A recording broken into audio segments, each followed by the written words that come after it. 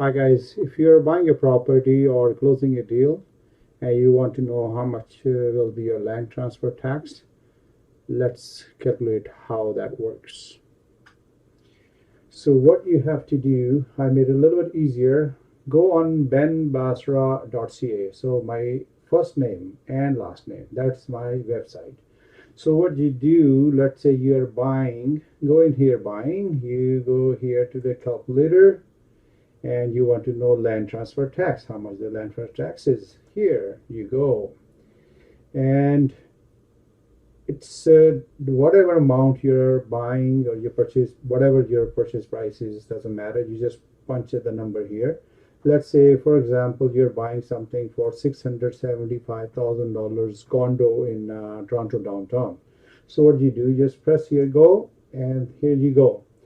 That means if you buy $675,000 worth condo, it will cost you $19,950, which is a land transfer tax.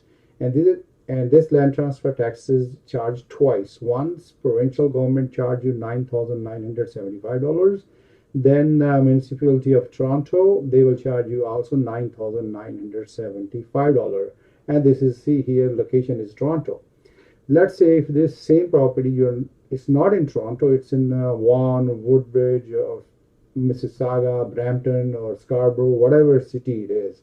Okay, let's see, you put in Vaughan, where I am. So, and let's press it here, Vaughan.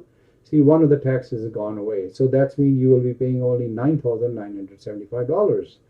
And let's say now you're a first-time buyer. There's a rebate on it. So then the number will change when we say I'm a first-time buyer. So you click here, look at this. So you got rebate, $4,000 rebate. So now on the same property, where was over $19,000 tax you were paying, land transfer tax, now you will be paying $5,975 tax.